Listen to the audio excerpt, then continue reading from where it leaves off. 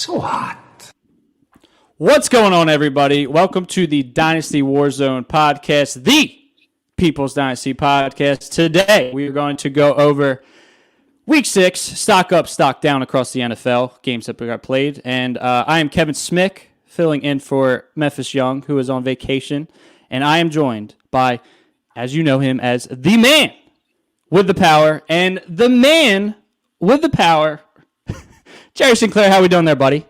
That was an uncanny telling of Mr. Randall Young. I actually thought I was here. If you would have just had some off-the-wall Southern grandfather phrase, then it would have been perfect. I am fantastic, sir. How are you? How are your teams doing? Mine all shit the bed this week. It was a rough week. It's a rough week, man. It was literally the lowest scoring week since, I believe, 2007. And we got probably a lot of stock downs today. I'm just probably assuming here. Just brutal all around the league, man. And it was frustrating. I mean, how are your teams doing? Mostly mine are, I got some wins, but there were some ugly ones, and I really lost some games that I just probably shouldn't have. You know, if you would ask me that question 2 weeks ago, I would have said unbelievably well for what I would have expected. And it's like The last 2 weeks, this game has just decided to remind me of how evil and horrible that it can be. It's just brutal. It's a long season. We got injuries. We just got, you name it. My teams are just kind of, so really, all that depth that we talked about, all these deep cuts that we've talked about all off season, really coming in clutch right now. Cause man, I'm struggling. So before we get started here, I need to promote the Dynasty Roundtable, which is on the Player Profiler Network. It is ran by Seth Dywald and Matt Babich, who are two phenomenal dudes. They are constantly in communications with me as a producer. They are on me when I may or may not be a little too busy in my real life to do my job. So they keep me on it. They are also their own show. It's a great show. They have phenomenal guests. If you like Dynasty content, obviously if you're watching this show, you're in the Dynasty. So they have phenomenal content. Always have great guests. They just had Cody Carpentier on their last show. So check that out. Be looking for that. Pretty much after that, we are going to go right into our first sponsor. This episode brought to you by Mojo. Mojo is that player stock market. We love Mojo because we like making lifetime bets on players. You run out the clock on these guys. Mojo just rolled out a brand new fantasy platform. That's right. So now you can build a portfolio of player props. Oh, Jamar Chase, over 77.5. Oh, Kadarius Toney, under 15.5. Whatever the under is on Kadarius Toney, doesn't matter. You can just stack up the props in your portfolio. And the beauty is, once the Sunday games kick off, it's not over. It's not over until it's over with Mojo, because once those games kick off, you can then move in and out of positions. Let's say that you're well ahead of expectations. You can cash out. Let's say you're behind expectations. You're underwater. Well, you can double down. That's what makes Mojo so special, why they're different. Check it out. Go to the App Store, get the Mojo app, and use the promo code Underworld. The promo code Underworld gets you a 100% deposit match up to $100. So the promo code is Underworld, and they will match your deposit dollar for dollar.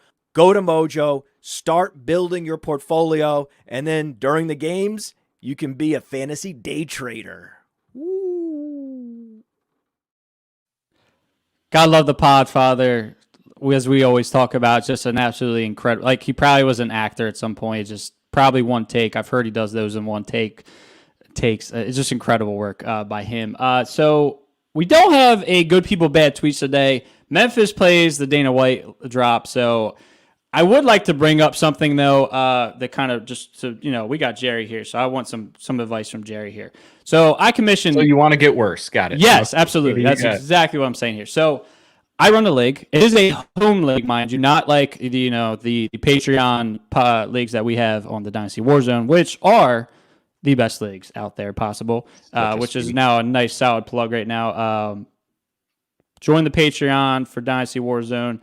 Can't beat it. It's a measly $5. And also, while I'm out here plugging things, subscribe to the YouTube here on Player Profiler Network, also to our own channel in the Dynasty Warzone. Jerry, how much does that cost you to do that?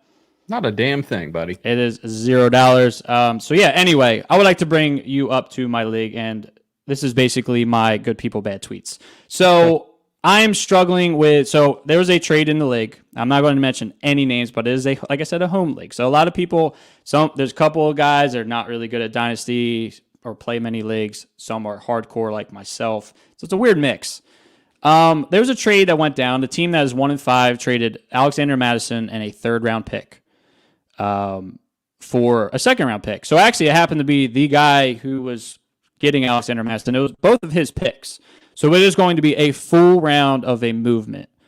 Now, I'm not an Alexander Mattison guy. Personally, I don't know about you yourself, Jerry. But this caused a ruckus. And, we had a couple guys saying, why are you trading, a starting running back for just 1 round of a difference to the best team already? Why are we doing this? And this one guy in our league has just been constant every trade. I actually acquired Patrick Mahomes in this league, which we're going to talk about later on the trade corner. What is your advice here as just a commissioner? Just like there's been 2 guys consistently in our league that just absolutely almost dissect every single trade. Truthfully, I'm the commissioner. I'm in the Dynasty world. All these trades that go through are fine. And seriously, I had a couple of the guys in the league and saying I'm leaving. This guy's toxic. The other guy's toxic. They're always fighting. I've never been in.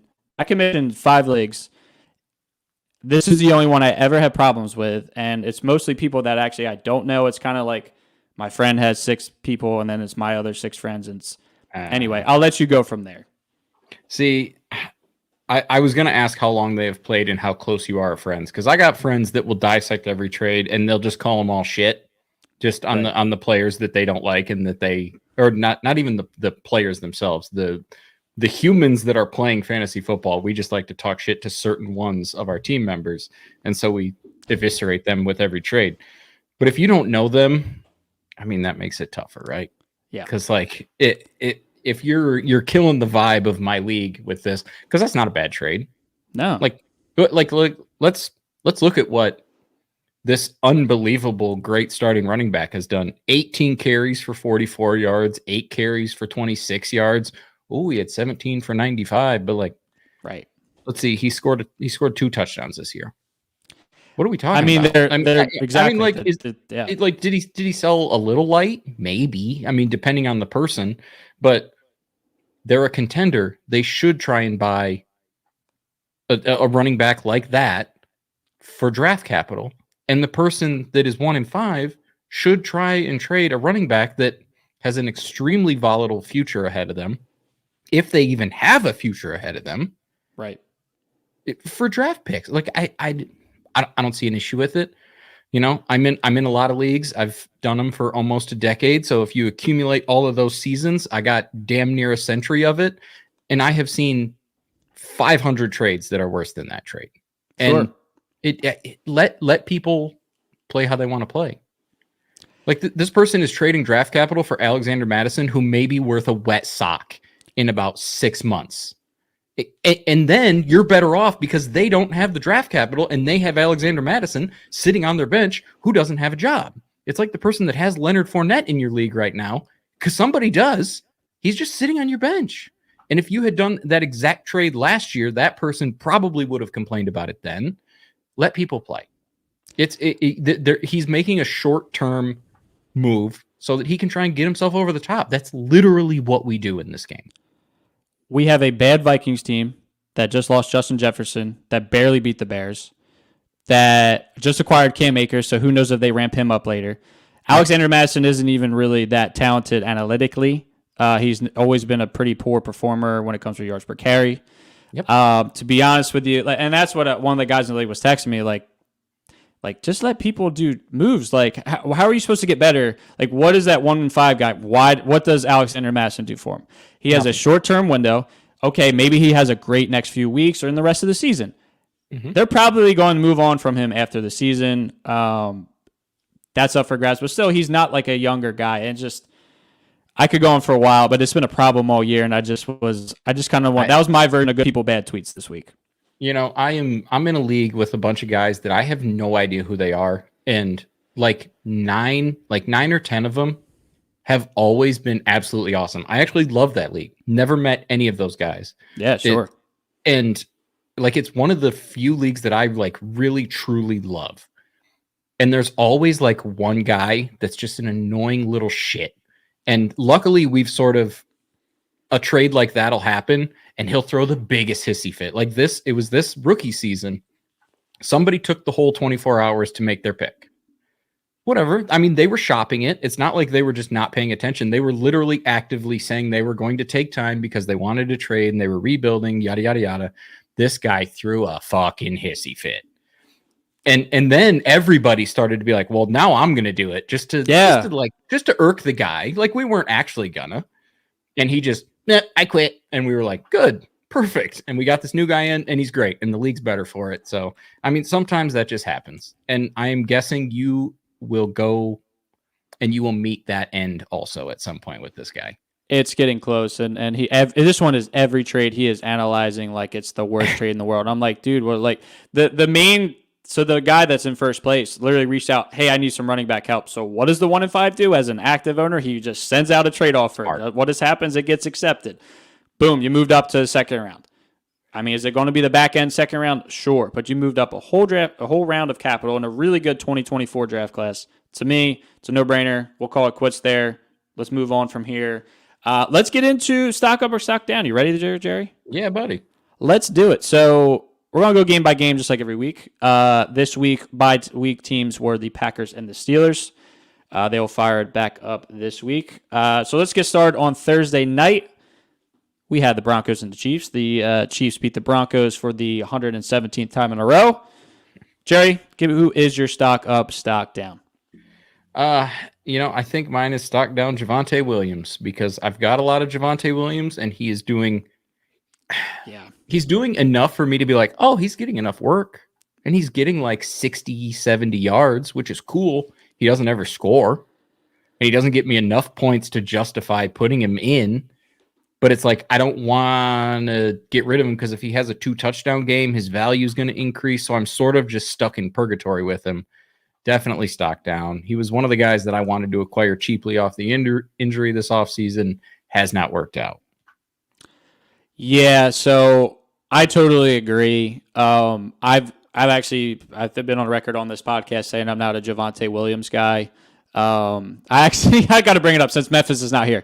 I brought up Jaleel McLaughlin, if that's how you say McLaughlin. I brought him up on this podcast. Got laughed at by Memphis.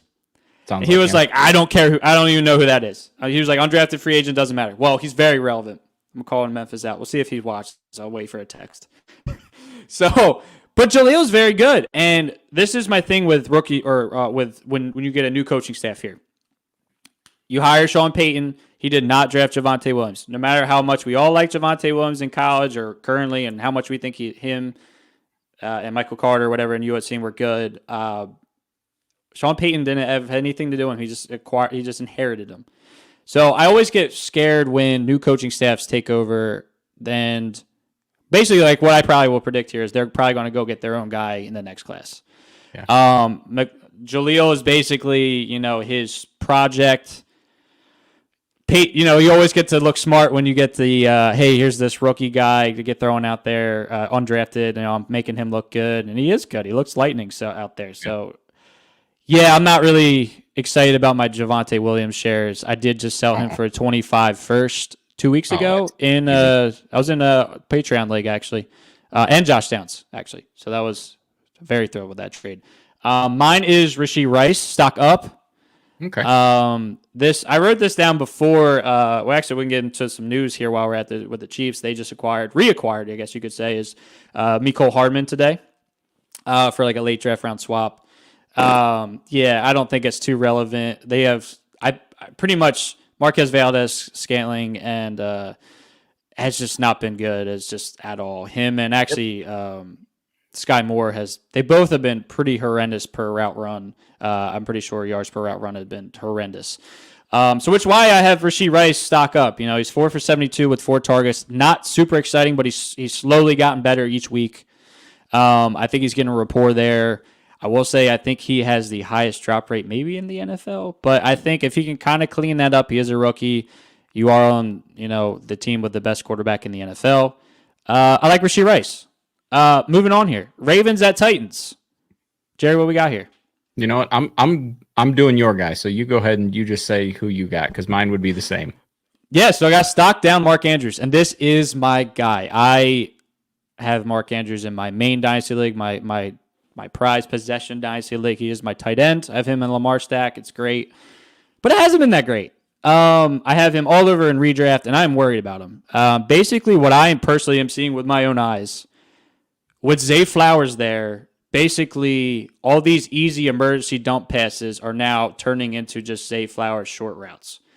They're calling short plays and gadget plays for him, and honestly, I think it's hurting Mark. I'm a little worried about it. He's almost becoming a touchdown-dependent guy. He's still giving you, tight end position, as you guys talk about every week, is horrendous. We all know that. So, just Mark, man, I got a little worried. I just think why he's stocked down, he's not where he probably should be. And basically where we predict, basically they were saying this is the year, the community, saying, this is the year he takes over for Kelsey. Well, I don't think it's happening. I'll let you go on from that. Yeah, no.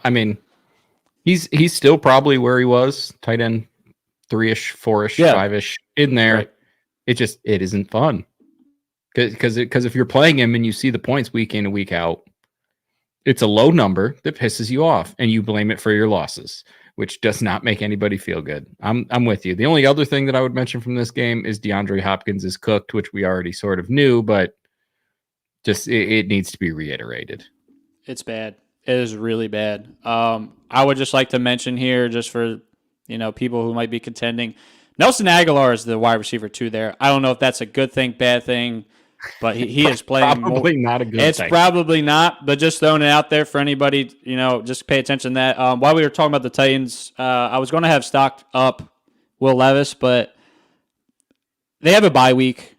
I saw an unconfirmed source, so not a real source, a Twitter person said that Will Levis is starting after the bye.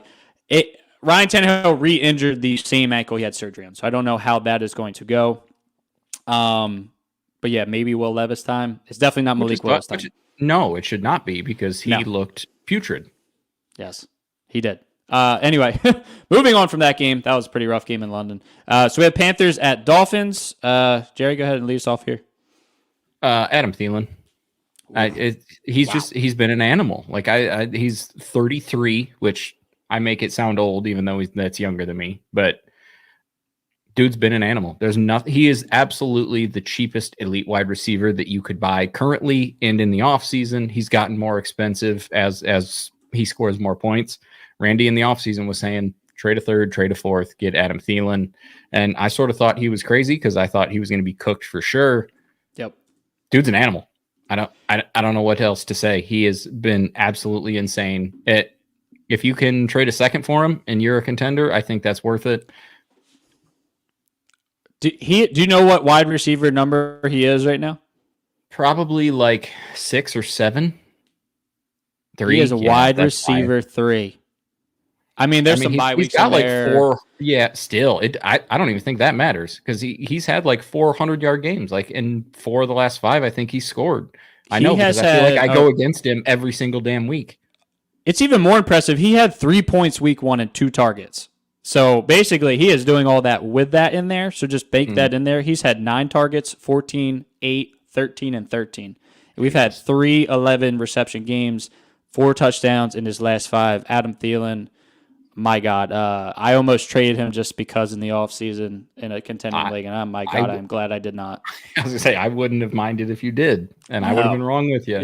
Yeah. So, shout out to Randy. We'll give him credit on that one while he's here. We'll give you some credit there, bud. Chuba Hubbard, stock up for me. Jerry, I'm sorry you're not going to like this. Miles Sanders is not good. Oop. As an Eagles fan, I saw that last year. He was kind of a product of the system. I think the Eagles can kind of throw anybody out there and look really good. We're kind of seeing who DeAndre Swift, who we kind of thought he would be. So Chuba Hubbard, man, I think he's a legit back. He always kind of, I thought had the juice potentially. So yeah, 19 carries, 88 yards, touchdown. Not really many targets, but he's in there a little bit. So I just keep an eye on that. I think he's at least earned himself some more work.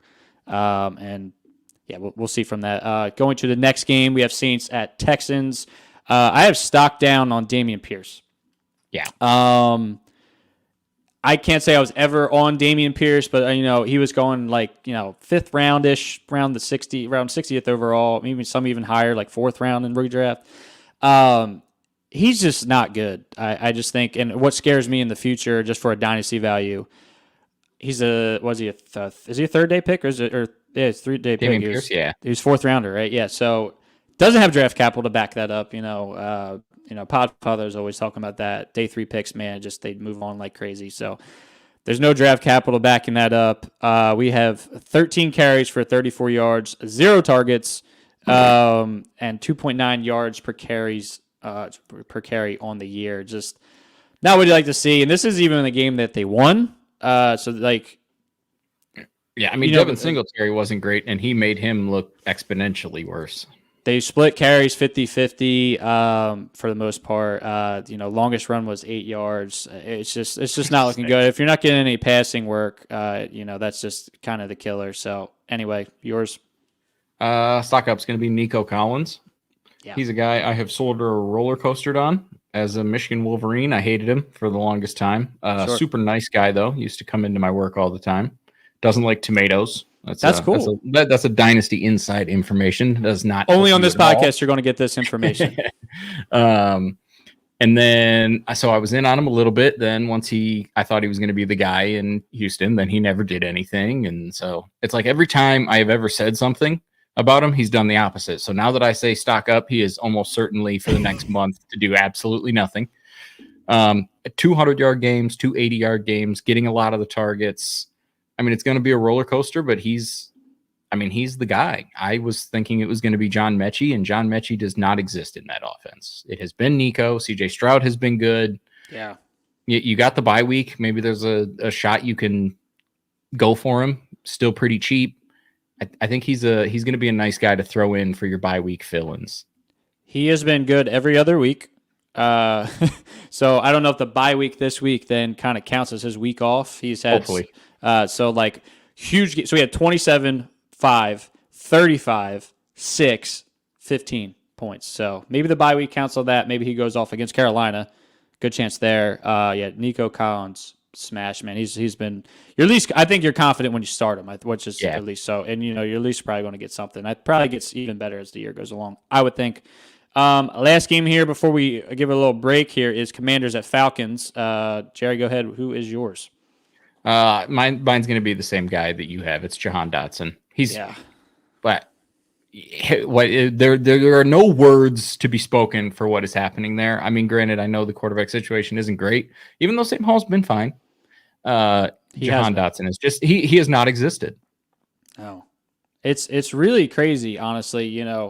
He was due for a severe, touchdown regression. Essentially, yes. He was just kind of not really sustainable numbers last year with 7 touchdowns on 35 receptions. Like that's just crazy. But to quote Kevin Smick's doc, 0, 0, 0 parentheses 1 target. That is it right there. I mean that is regression, exponential regression. That's not the word. I don't know what it is. I was scanning the box score, just like I was just kind of like looking here. I was paying attention to this game pretty closely. Actually, I had a few guys going in this game. Obviously, Bijan's playing. You're always watching that. And I was going to put, Brian Robinson trending down. I was even a little worried about Bijan. And then I'm just scanning here, like you had to go all the way to the bottom receiving for the 0 to 0 to 0 1 target. I mean, I almost skipped over them when I was doing my homework. I mean, it's rough. Can't even say a roller coaster. I would actually like to bring up Bijan while we're here, though. Yeah. What are your thoughts on Bijan so far? This offense isn't exciting. Desmond Ridder, I think, is terrible. Arthur Smith has had a interesting season. Also, shout out Kyle Pitts. I believe, correct me if I'm wrong, this is the first touchdown he has scored in the NFL on American soil. I don't know that for sure, but honestly, if we want to do a little bit of a stock up, Jonnu Smith has actually been the more consistent guy there. Absolutely. As gross as that is, and it makes you want to taste the vomit in the back of your throat. But Bijan is, I think this is sort of what I expected from him, because that offense is bad, but he's still getting tons of receptions, which is what I wanted to see. I wanted to see him be able to do that at the NFL level, and I wanted to see Arthur Smith want to do that, because I'm with you in that Desmond Ridder is not it, and he is not going to be it in the future. Yeah. So that offense only has a future that is going to get better. Like, it sucks because people had him as Dynasty RB1, and he still might be that. His production is certainly not that, but the trend should be fine. You're gonna have to have a bad time this year, I would say. I mean, you're just hoping for flashes. You just want to see the talent shine through, like we have seen. I mean, he's had multiple 100-yard games and he's getting lots of the receptions, but sure, you want to see that ceiling that we know exists with him, and just know that you're not going to get it the entirety of 2023 just because of this team. I mean, he's been really good. He hasn't been, first round pick in redraft. No. I was going to say I was pretty sold on A-Rich as the number one pick in rookie drafts. I think I still do that personally. It's probably a toss-up at this point. But yeah, he's been good, and it's going to get better. And honestly, I'm actually kind of pinpointing them as one of the maybe Kyler targets in the offseason if they end up going, which we'll get to Kyler a little bit later. Wonderful. But they're too good to actually be bad in the draft, so they're going to have to trade for something. They're in a weird spot. The rebuild in the NFL is really tough. Moving on here, we're going to switch gears here to go to the Dynasty Trade Corner, everybody's favorite segment here. I'm going to play this thing just because I'm the producer and I can do whatever right now.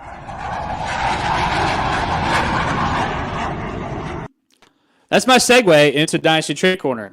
We only have like 5 background musics over here, so I'm going to play it. So, trade here, Jerry. This is just for you to grade. Cool. Going back to that same league I was talking about earlier in the show, I acquired Patrick Mahomes. And I was talking about it in the Dynasty Warzone Patreon, which in the group chat, which, once again, if you're listening, please join. It is a great community. I just sent out a text midday. I'm at work trying to negotiate a trade. I'm like, am I on the right track here? So basically, all my pals in the group chat were like, basically made me feel great about this. So I traded Kyler Murray, Jaden Reed, my 24 and 25 first. I am a contender. I have the second most points in the league currently to say where I'm at, but I am 3-3 in 6th place. I have a very good team. I acquired Patrick Mahomes. It is an IDP league, so I got Jordan Hicks, which is not really too relevant here. And I got a 24 third-round pick, which, to be honest, I was thrilled to get that. I'll let you go from there. Where do you think I am on that? Okay, you're going to have to help me with the Jordan Hicks pick. How many points does he get? He's roughly like a normal game, like 10 points a game. Starter? Yeah, he's definitely starter. It's starter worthy. We start 8 offense, 8 IDP guys. So it's 8 and 8 across the board. I mean, listen, it's spicy for sure. You paid a lot, but is Kyler Murray going to return points in the same way that Patrick Mahomes is on a contending team? Absolutely not. Right. Is Jaden Reed going to be a starter on a contending team? Absolutely not. So if you're going to win and you're going to win money and you're going to laugh at your friends, I don't mind it. Like, is it a lot? Yeah, it's a lot. Right. But if Kyler Murray never comes back and he's never like that guy that's Dynasty quarterback 7, then you got away easy. You got away with a ceiling like wide receiver 3 in Jaden Reed and probably 2 late firsts. Sure, that's your boy. So I mean, it depends. It depends how good Kyler is when he comes back. But you're talking about a dude who's 5'9". He's little. He's had a major injury. Yeah. He's getting older. That team's awful. He could potentially be on a different team, and we don't know what that team looks like. They could be awful. I'm fine with it. I'm cool with it. Basically, the guys in group chat were telling me like pretty much you should offer so I have Geno and Dak as well. I was trying to get rid of one of those two and not Kyler. That makes sense. Pretty much didn't work. I also have Will Anderson for you IDPers out there. I was trying to hold on to him and did succeed on that, so that was cool. But basically they were saying I probably need someone in the Waddle or Olave tier, wide receiver, another one of those 3 quarterbacks, and then probably both of my next 2 first-round picks. So that made me feel confident on actually throwing Kyler in there. Now it's hilarious that, well, not really hilarious, but the news comes out literally next day that he is back to practice. Was not expecting that. No, but I still don't. I still don't think that's. I'm not too worried about that. You're trading for the best player, in Superflex Dynasty. So that's where I'm at on that. And you want a hammer. You want to have your hammer at quarterback, and you have him. And he's under contract, and he's got Andy Reid, and he's going to be good. Right. You're fine. You're plugging him in. I mean, in my oldest league, my home league, I traded for Patrick Mahomes this offseason too. Traded a shitload. So, I mean, it's what you got to do. And you know what I'm going to worry about? Not my quarterback spot. I'm good on that. That's fine. I hear you too to always talk about if you don't have quarterbacks in Superflex, you're a fake contender. So I felt with a hurt Kyler and basically just throwing in Dak and Geno every week, I felt like a fake contender. I'm like, I'm not going to be legit here. Exactly. Yeah, 100%. So I'm like, I need to do something here. My team's good. My skill players are great, but you need quarterbacks, man. So that's why I trade up for that. That was our Dynasty Trade Corner. We're going to do the outro here. Boom. So moving back to our stock up, stock down, we are at the Colts and Jaguars. I'll let you kick this one off here. Who do you have here, Jerry? Just stock down a little bit on Trevor Lawrence just because he's been struggling a little bit, but it's nothing crazy. I'm not overblowing it. It sucks. I wanted to see Trevor Lawrence to the moon this year. And it seems like with the way Calvin Ridley blew up week 1, I sort of thought that's what we were going to get, and we just haven't. It's been weird. It's been weird. Christian Kirk not been bad, and they're winning. No. It's just right. It's something weird. I just don't know. Calvin Ridley just absolutely blew up, and everybody's like, "Wow, this is the new AJ Brown this year." Why didn't we see it? Up and coming quarterback, elite receiver. He was one of the top 2 to 3 receivers in football before he kind of left football for a little bit, then he got suspended, and everybody was like, oh, yeah, this makes sense. And then he has just not had great games since. And it's I'm totally with you. Trev has been good, but not where we thought that next step was. Mine is stock down on Anthony Richardson. Memphis talked about this last week, and I'm just kind of even hammering it down even more. Just such a disappointing thing. I'm terrified of him staying healthy in the future now, I think, at this point. He played, 5 games, missed a game, and also pretty much missed, a full half in, 3 of the games, right? Yeah. It's just he's got to really dig down deep and learn how to get himself basically just not hurt, where he's sliding better. And some stuff is fluky. I get he accidentally slammed his head back after scoring a touchdown. None of that's going to happen, but you really – it's the thing with the running quarterbacks, and I'm just a little nervous for my long-term value. And like I mentioned, I was taking him 101 in rookie drafts, putting it all on the table. This is my guy. If he hits, he hits. He's game changer. Where I thought, Stroud and Bryce Young were very good quarterbacks, going to be around a while, but you're not winning titles. And I play to win titles. So I play very risky, and that's where I'm with that. Yeah, I think you're right. It's scary. You're swinging for the fences. You're striking out or you're hitting a home run. But yeah, so he's out for the season.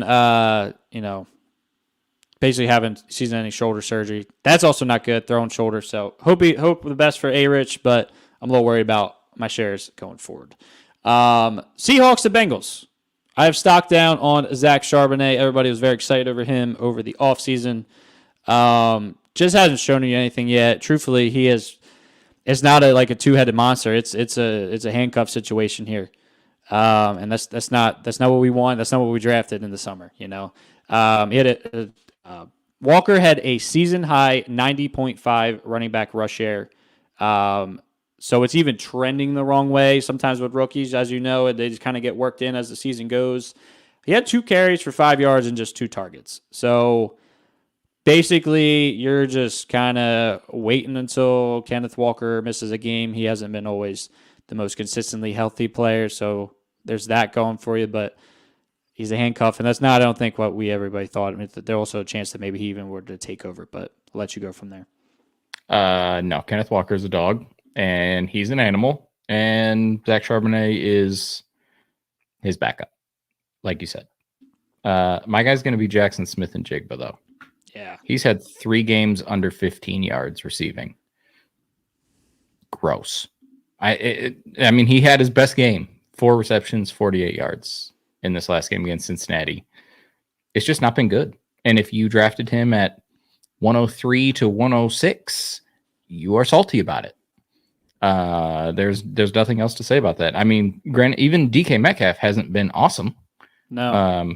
But JSN has been nearly irrelevant. No touchdowns, no games. Oh, he had 1 game with 5 receptions, and that was an overtime game for 34 yards. Yip-dee.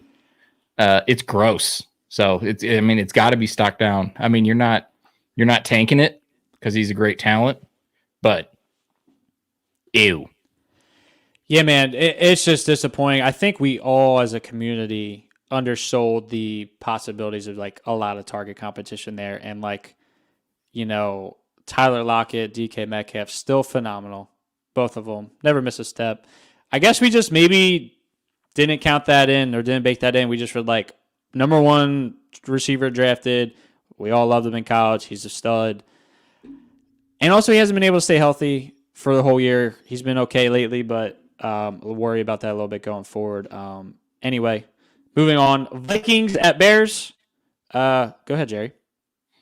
I'm going to say Jordan Addison, and that's going to be a little weird because he didn't have Justin Jefferson.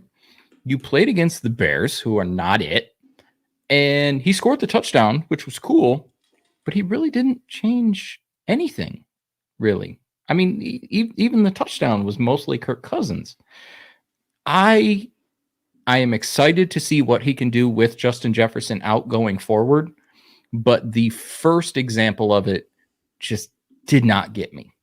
And maybe I just came into the season worried that he was never going to be able to compete with Justin Jefferson, so I was a little bit worried about him. And maybe I'm just doing confirmation bias of myself. With the summer, yeah.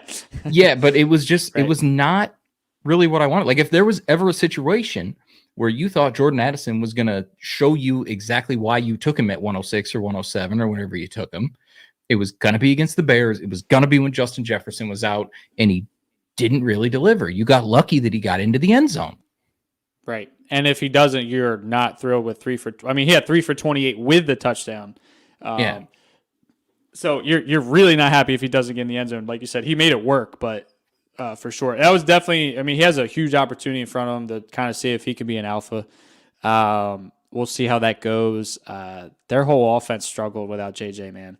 Yeah. It's going to be tough. I think, TJ Hawkinson's still going to be fine.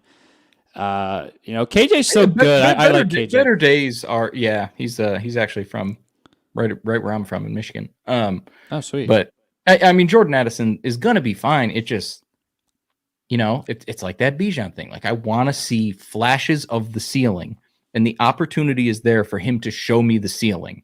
And I just didn't see it the first time. So it's just a little disappointing. No, absolutely. Yeah. It's maybe just not to the moon as we all were hoping. Mm-hmm. It's just, he's good. And I truly think that it's going to hurt him being the main focus of the defense too, as well. My guy, this isn't exciting. I'll keep it short. It's DJ Moore. I can't say, he was another guy I was kind of fading in the offseason. You two were specifically Randy was all over Justin Fields and just tying him. The A.J. Brown, Jalen Hurts corollary was just crazy. Never made sense. But now with, Fields is hurt. Not sure how long he's going to be out. He is actually doubtful this week, so he's not out yet. But they are talking, it is his throwing hand, right? It's his thumb. Yeah. So it is a pain tolerance, and if it was, not his throwing arm, sure. But he's going to be out for some time, I think. So shout out Tyson Badgett. D2 quarterback. And if you're a savvy Dynasty player like myself, you have him on your taxi squad. Not sure if that even matters or not, but we will see. So anyway, DJ Moore, it's not going to happen with Tyson Bagent and this whole offensive without Fields, and it's just a really sad story. And they're really they currently are sitting 1-2 in the draft, so it's going to be up. So if you're looking to win right now, maybe you try to move DJ Moore. If you're looking for next year, you never know. There might be a really solid quarterback in here next year. We will see. Moving on to Patriots at Raiders. I have stock up Michael Mayer. Another tight end in this historical class. Everybody was excited out in Notre Dame. 5 for 75 with 6 targets. Had a true breakout. This was the breakout game for Michael Mayer. Has really not done a single thing all season. I was just like, I had the quad box up there, the 4:00 games, and he was just catching a ball every time I looked up. It was incredible. So he has not had over 3 targets at all this season. He had one time with 3 targets. That was last week. So he went from 3, doubled his targets up to 6. Snap share, though, 81%. His previous highest was 66. He has been trending up each week. So that's big to me. Who did you have in this game? I like that pick because that is true. It's good to see that we're finally seeing it. I mean, it's got to be stock now. Josh Jacobs for the second week in a row. He keeps getting work. And you're like, yeah. If you would tell me on Sunday at 11 a.m. that Josh Jacobs is going to get 27 touches, I'm going to be like, okay, we're plugging him in. Thank you for the 8 points. I love that so much. It's every week. He's like crazy. He is Zeke 2.0.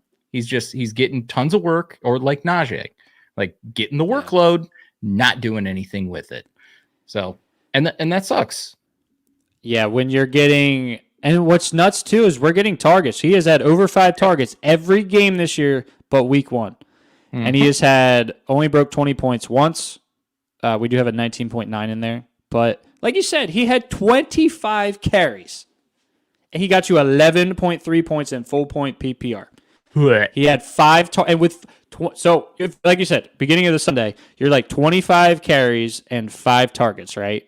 You're like, oh my gosh, Josh Jacobs smashed this week. RB1. Probably the RB1. Dude had 11.3 points. That's a really disappointing line from him. I'm glad you brought that up.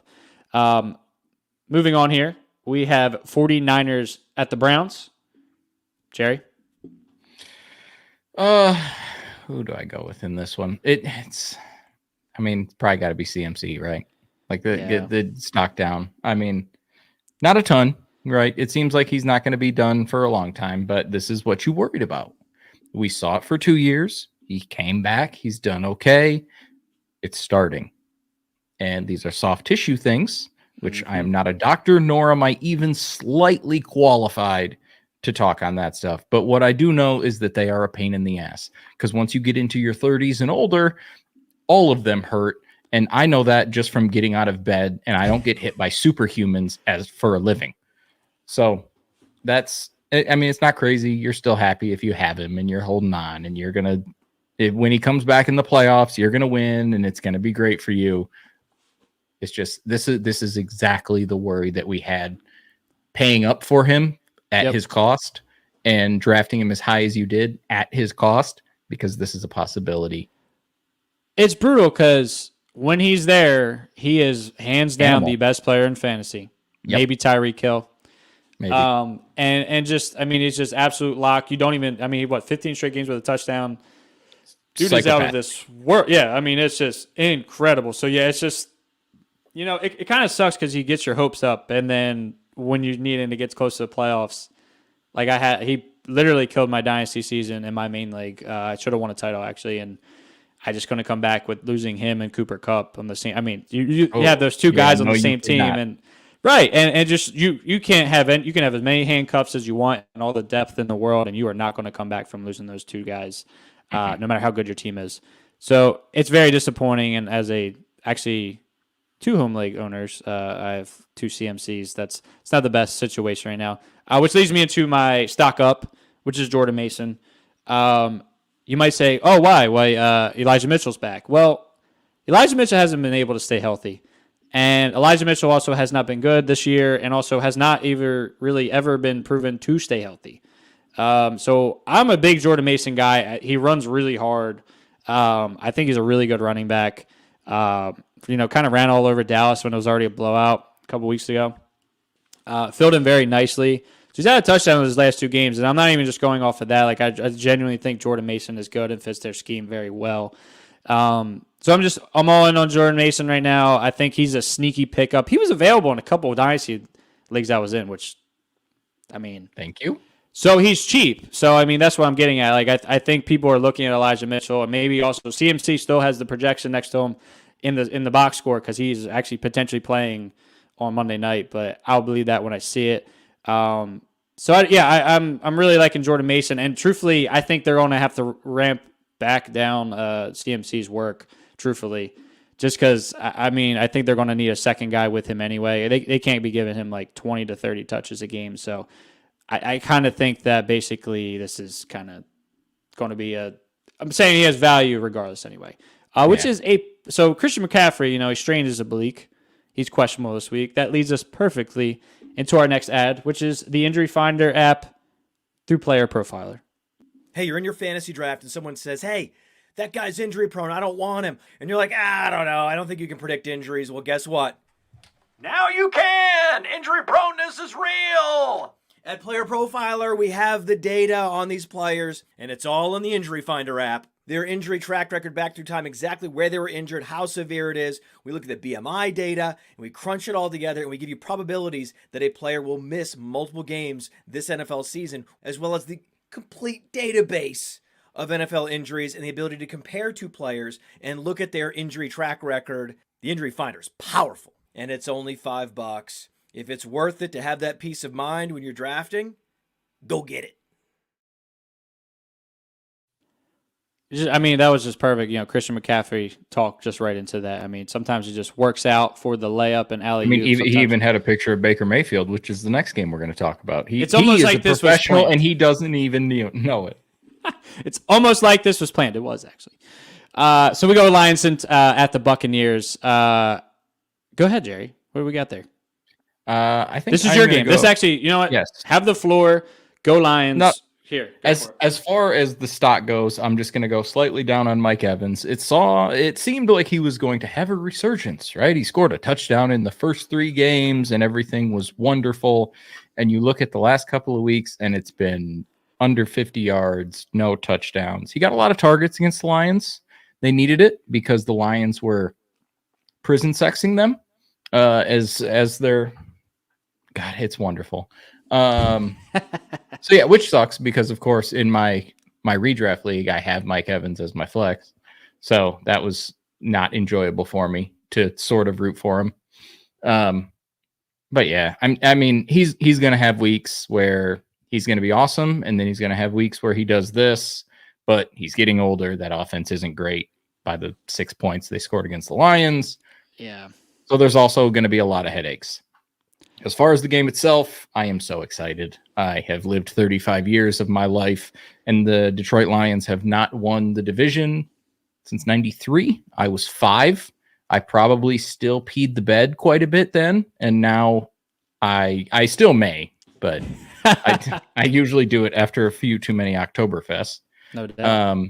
So yeah, I am rather excited. And here's a fun fact about me that people may not know. A few people that I've played Dynasty with, guys from the fellas, Kyle August and Mike Jernigan, Seth from the fellas, we all went to a Lions Cowboys game, and I told them that I did not have any Lions gear. And they were flabbergasted that I went to a Lions game. I'm a Lions fan. I don't have any Lions gear.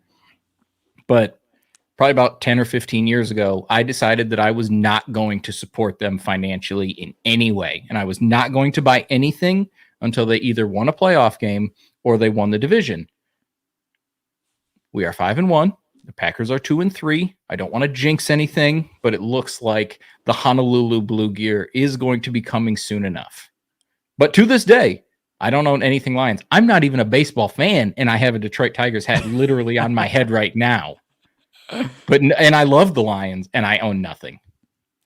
That's a great story. My dad, diehard Philly sports guy, does not own any paraphernalia at all. He just feels, his quote is, "I'm not on the team, so I don't wear a jersey." I don't know. That's his thing. I'll let him do his thing. Whatever. Shout out to Go Phils. Actually, Go Phils. Postseason baseball just happened. How's that series going? Phils are up 2-0. Okay, they just clobbered him, right? They just won 10-0 last night. It was very exciting. So. Hey man, I work at a sports bar, so I glance every once in a while. Right. I'm just not a baseball guy, so it's been very exciting. So shout out to you, the Lions. I was also born in 1993, not to date myself, but newsflash, I turned 30 in 2 weeks, so that's how long it has been since the Lions won a title last, which is absolutely wild. How's that treating you? To just let me sidetrack it. We haven't been sidetracked at all, so I have to do it with this is the rogue part where what Memphis said we could do whatever we want, and we're doing it right now. 50 minutes in, boom, it's happening. What was your question? How's 30 feeling? Because I went through a little bit of a crisis leading up to my 30th birthday. I don't know what it is. Usually I don't care about it, but like as I was turning 30, I was like, oh my God, I'm old and I'm gonna die soon. How are you doing? Luckily, I am too busy to think about it. My wife is, I'm listening, hey, we're on the podcast. I don't think I've publicly said this. My wife is very pregnant right now. We are doing, our first child is due in mid-January. Congrats. Do not name it Jerry. I know it works for a boy or a girl, but don't baby girl Jerry. It actually is already official. It's already Jerry. We got the name up on the wallpaper and everything. So baby Jerry will be here mid-January. So I've been planning for that. My, so kind of reworking the house, doing some projects around. Work has been, this is a busy season in October. So, to be honest with you, I really haven't thought about Phillies during the postseason. I've been so distracted. I have too many things on my to-do list, which isn't necessarily normal, but like this past 6 months of my life has been nuts. So to answer that question, people that are listening to this podcast that are like in their 40s and 50s right now, and they're like, if these kids would just shut the fuck up. Just shut up. Shut up about turning 30. These damn kids. So no complaints. I haven't freaked out yet. My wife is a few months older than me. She just turned 30, so she will say that she had she had some interesting thoughts about 30. So she kind of went through it for like a day. So it's the day before. It was just the day before. That was it, and that was over. It's weird because like every birthday since then, totally fine. Doesn't bother me. Matter. But for some reason, it was like that 30 threshold that just got me. Ask me in 2 weeks. We'll see that. I guarantee you by the time that happens, I'll probably have some. Because I slowly am like, oh, wow. I'm like, anyway. Enough about us personally. I'm glad we got to Lions, go. Buccaneers. Who do you got? Lions, Buccaneers. I have Rashad White. I'm just kind of, since, I'm not always on here, I like to bring up my guys, and this is not one of my guys, and I was adamant I didn't like Rashad White. I'm going to call out Memphis again. That was one of his boys. It's just, I don't think he's good. I just don't think he's good, and the offense isn't helping. I really actually wanted to do stock down on the entire Buccaneers offense. Chris Godwin, who I have in an FFPC main event league, absolutely drop a walk-in touchdown, which wasn't even just thrown by. I mean, there was like 20 seconds left. It was garbage time. Baker literally just, that was horrible. Chris Godwin should have walked in for a mile and just dropped it. So I was very disappointed when I came across that. And I need all the points I can get in that event. So that was not good. But anyway, back to Rashad White. 7 for 26. He did have 3 catches, 4 targets, only 12 yards. So just Rashad, the guy used 6.8 points in a game that they got blown out. You would think he would get a lot of dumb passes. The targets haven't been there. 2, 5, 3, 3, 4. Just not cutting it. He's had 1 touchdown. I think the targets is the biggest thing that's disappointing. Because the Lions can stop running backs, which is good. They did it to Bijan. They've done it all year. But you would like to see more than that, especially after last year when he had like 55 receptions or whatever the hell he had. 100%. And actually, I think just a side note, I think the Lions might be the best fantasy defense against running backs. I'm pretty sure. Yeah, they've been good against the running backs. But still, that's just not going to cut it. This is shout out JJ Zacharyson. Rashad White played about 80% of Tampa Bay's offensive snaps this week, but his 53.8 running back rush share against the Lions was a season low. So we are not trending. We are literally trending down. Moving on, Cardinals at Rams. I have stock up on Michael Wilson. This is just in general because I like Michael Wilson. I think he is good.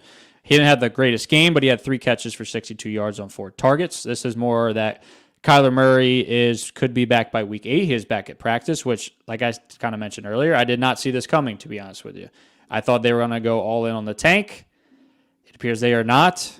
I'm not really sure why they bring him back. Memphis and I were kind of talking about this on the phone, actually, about how I think there's a clause in his contract that basically, if he gets hurt, it guarantees the rest of his contract. It's something along those lines, which I assume like they basically wrote him off and they're not going to go back to him anymore. But it appears that they're going to try it at least. I don't know if you go for it. It's wild. I mean, Dobbs has done admirably. I mean, they've been in a lot of games. They've just not finished a lot of games. If I'm going to do stock up, it's just going to be Kyler just because he's showing back up. But it's right. I don't think it's a smart idea. But if that's what they want to do, it does seem like they should probably just shut him down, be done with it, and let that play out the way it's gonna. But I mean, Michael Wilson's been good, so I like that call. That's a Randy one. I'll toot his horn when he's not around. But we will give him props and also expose his bad takes when he is not here because we can. But yeah, Michael Wilson's been good. The schedule to me is what I think will help him. They're going to be trailing a lot.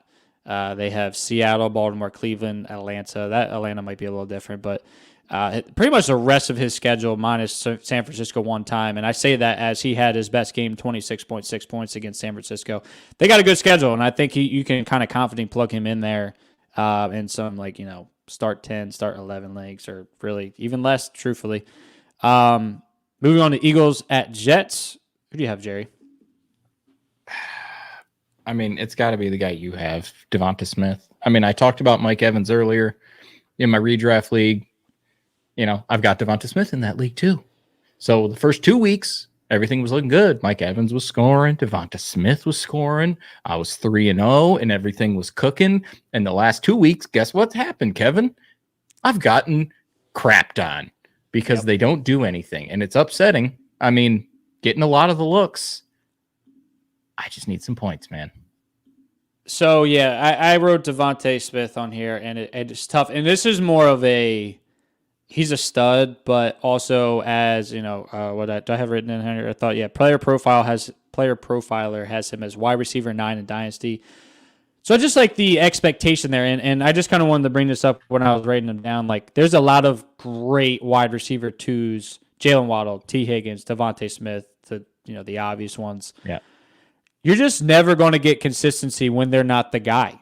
And, going back to a couple games ago, A.J. Brown was freaking out on the sideline. What does that do is then, he is the best receiver there by a lot. Devonta Smith is incredible, but A.J. Brown is otherworldly. It then requires you to feed him the ball. And then after that, basically, to be honest with you, as an Eagles fan, the whole offense is stuttered for that because I think they've been force-feeding A.J. They haven't been just going where, the options take you, essentially. Because, Devontae was incredible the first 2 weeks. Had a touchdown.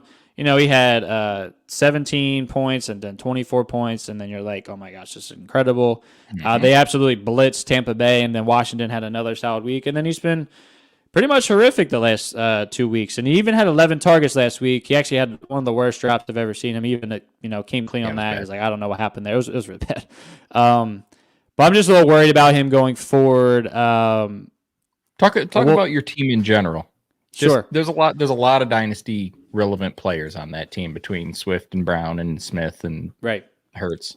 So my hot take to begin the year was DeAndre Swift basically reestablished himself as an RB1 in Dynasty, which as an older guy I thought was a little kind of risky, but he's kind of proven me right. He's right now I think ranked as like just for projection wise, like the third best running back this week with some bye weeks happening. He's been incredible. He looks amazing. My thing was take the best talented guy behind the best talented line. And, I mentioned earlier, you saw how Miles Sanders performed last year. And to be honest, I don't think he is good. I've said that before. And just DeAndre Swift's been incredible. Swift has been incredible. I worry about injury, but I just hope the line can kind of keep them there and where they're fine. So that that's always happened, as a Lions fan. But I feel like he's finally being used correctly. What I've been begging for years. To talking about Dallas Goedert, very worried about him. If I'm a Dallas Goedert owner, I'm not thrilled about that. It's not going to be consistent. He's not really. It's hard because he's really good, but I don't think he's a really good fantasy player. He's going to have those weeks that absolutely win you a week where you're just like, holy crap, Dallas Goedert just got me 25.7 points. The targets you got to beat out AJ Brown, you got to beat out Devonta Smith, and the receptions that DeAndre Swift has been getting. 4 targets, 6 targets, 10 targets last week. I mean, how big of a piece of the pie are you going to get? And they haven't been good. I mean, I don't know if you people have watched a lot of Eagles. I've watched every play, and they have been horrific. Jalen Hurts has not looked comfortable all season. Not to throw Brian Johnson under the bus, but he has been really bad and not creative like Shane Steichen. So a lot of new play calling. It has not been creative. It has not been good. AJ Brown's still getting his, but like I said, when you see a wide receiver one, Donovan McNabb actually talked about this, how Terrell Owens did that with him. When you're, even though it might look fine and, JJ and Jalen are best friends, it's tough because then you're like, I got you, dude. I got you. And then you force feed him, and then it just kind of takes you out of the flow, like I mentioned earlier. And, AJ's going to be phenomenal. I think that's kind of a lock, but it's just not been smooth. It's just not been smooth. Moving on here, we'll that's enough of the birds here, but go birds also. Giants at Bills. I have a stock down on James Cook. And this is even after Damian Harris, who had a very, very scary injury. Hope he is all right. Shout out to him. Went down, but old Latavius Murray, I believe he is the oldest active running back at 33 years old. James Cook was 14 for 71 with 0 targets. 0 targets. And this is where it scares me because he has Josh Allen as his quarterback, and he also has not had a goal line carry for 2 weeks. Latavius Murray has had 100% of those, especially from the running back position. Josh Allen also gets his and runs inside there. Why would you not? So to me, I just get worried about him. I will let you take it from there. You're excited about the 14 touches for 71. Like that's good enough. The no goal line is scary. The no pass work is scary, especially when you're a pass catching back. So I can feel you on that one. I think mine is still, even though he struggled a little bit, it is stock up on Gabriel Davis. He is not a guy that I have ever been like, oh yeah, I love Gabe Davis, which I feel like 70% of fantasy Twitter and Dynasty Twitter, he's a super polarizing player, whatever. Yeah. I've never been on the like, oh yeah, this guy is going to be a difference maker. Honestly, he sort of has been. I mean, he wasn't good this week, but that's going to happen from time to time with everybody. 4 straight games with a touchdown before that. I mean, that's consistency. That's Josh Allen looking for him actively in those situations. So I think all of those people that I just mocked, they should mock me. I'm totally with you, actually. Gabe Davis has been polarizing. You love him in best ball. You don't know what's to happen. He's actually been very consistent. And during the London game, he literally scored a touchdown, gets called back. And they're like, oh, big play Gabe. Oh, my gosh. And then it gets called back. They're like, oh. And then the next play, same thing. I mean, they're just like, they had the same call. They were all laughing about it. It was a great time. Like you said, he didn't have a great game last week, but really the Bills as a whole didn't. So I'm not too worried about him as well. He's been incredible from weeks 2 through 5. He's currently a wide receiver 24, touchdown in 4 straight weeks. Gabe Davis to the moon, man. That's I think it's definitely stock up for sure on him. Finishing off here, this might not be long. We have Cowboys at Chargers. Who we have, Jerry? Quentin Johnston. Wow. I talked earlier about you want to see what people can do at their ceiling. And there's a situation where Austin Eckler has been out. Now, granted, he came back a little bit. Mike Williams is out. You've got the opportunities. And to quote the wise and noble Kevin Smick's document one more time, 0-0-0 parentheses 2 targets. Now, Kevin, if you have a stat line of 0-0-0, do you know how many points you scored? It's motherfucking 0, and motherfucking 0 does not help me at all. So you don't get points for targets? No, you do not. Listen, don't get that. Don't let Scott Fish hear you. That might change Scott Fish next year. But 0 points doesn't do anything for me. And this is a guy that was going 108. Jerry, you and I scored as many points as he did this week. That's true. And I mean, we're not on YouTube right now, but if you've ever seen me on YouTube, you know I am not built for the NFL. I'm not built for a flag football league of 15-year-olds. 0-0-0. Like I was worried that it could be bad. This is exponentially worse than I thought it was going to be. Like, I thought we could still get 4 for 49. Yeah. 3 for 61. I could get a big play. I'm just not going to get anything consistent.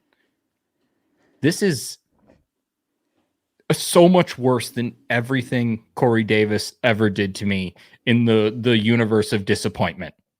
This is worse than Sterling Shepard levels of disappointment. This is Corey Coleman level disappointment. Wow. Josh Doxson disappointment. Jalen Reagor disappointment levels. Oof.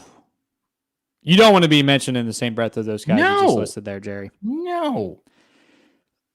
It's definitely Jalen Reagor vibes being picked over Justin Jefferson, Zay Flowers, Jordan Addison over him. It's just, I mean, that's obviously my guy. I'll just say this because I can't say it any better than you just said it. The worst part for me is this is right after the bye week. It's not like Mike Williams just got hurt. Hey, let's throw you in here. You're a rookie. They had a whole extra week to throw him in there. And, I mean, like I said, the target competition with, they really still like Josh Palmer, sure. Keenan Allen's a stud, sure. The whole bye week, what were you doing? And you just watch him. And I saw clips online where he basically ducks his head down to make him it look like he runs faster. I think, was it Plexico Birds? I might got that wrong. There was a player like in that era that basically would do the same thing. Oh, it was Kenny Galladay. Sorry, it was Kenny Galladay who just basically would duck his head down like putting his arms out like an airplane to go fast. It's just like, dude, you're not tricking anybody. And shout out to the player profiler all offseason, Quentin Johnson. Shout out Matt Kelly for that.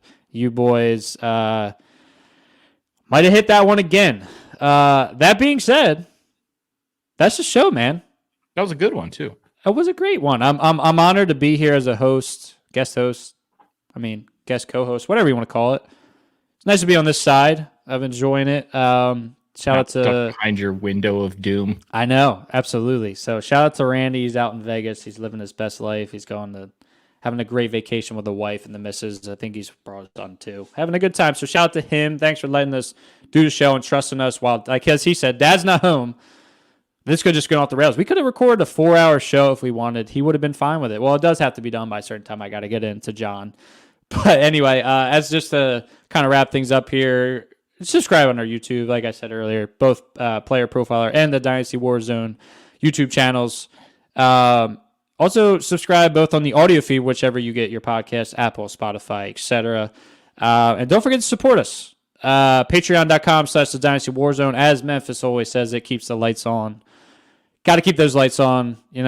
Just basically just gets rid of the day-to-day operations for Jerry and Memphis. And I'm just here because I enjoy it. And I love Dynasty, and I just love content. And I enjoy these two boys here. So, yeah, no doubt. It's a good time. Can't beat it talking on it's a Wednesday night when we're recording this. We are throwing this out at midnight on the audio, and it'll be 5 p.m. on Thursday. So this is not live. If you're getting to this point, this is not live. Once again, throw us a 5-star reviews, follow us on the social media. I'm just doing all our, all my checklist stuff over here at Dynasty Warzone on Instagram, TikTok, and Twitter. Jerry, you got anything else for us here? Nope. Just make moves, man. I mean, that's all you can do. You know what? If you're a contender and you need to move up around and you need to get Alexander Madison, I'm not mad at you if you got to do that. And if you're 1-5 and you got to get some picks to do that, by all means. Listen, it's a big week for me. Big weekend, I should say. Michigan State is going to get absolutely clobbered by Michigan, and I will be so sad on Saturday. Wow. And then Sunday, the Lions have Baltimore. So if we lose that game, it is going to be a rough week for Jerry, which I'll understand if the Lions lose to Baltimore. Don't get me wrong, but compounded with the absolute obliteration that we are going to get for the Battle of the Paul Bunyan Trophy on Saturday, I will be a very sad guy. Well, if I'm not here next week, just know I'm curled up in the fetal position in the corner of my room somewhere. Don't worry, everybody. Memphis and I will definitely check in on Jerry, do some wellness checks, make sure he is all right. If you don't see him and you see me or any other the amazing co-host guests that Memphis has, we'll check. We'll reach out to Jerry, make sure he's all right. Hopefully, go Lions. They're looking strong so far this year. Everybody, good luck this week, man. It's we're in a crucial part of the season, right in the middle of the year. This is when people win or lose championships, like Jerry said, go get those guys that win you some titles. Don't be afraid. Just go make some moves. That being said, have a great week, everybody. Peace out. Feeling hot, hot, hot. Feeling hot, hot, hot. When we add up all those inches, that's gonna make the fucking difference between winning and losing.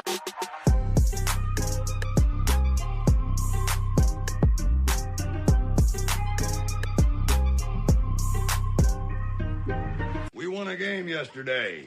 And if we win one today, that's 2 in a row. We win one tomorrow, that's called a winning streak. Peace out, everybody.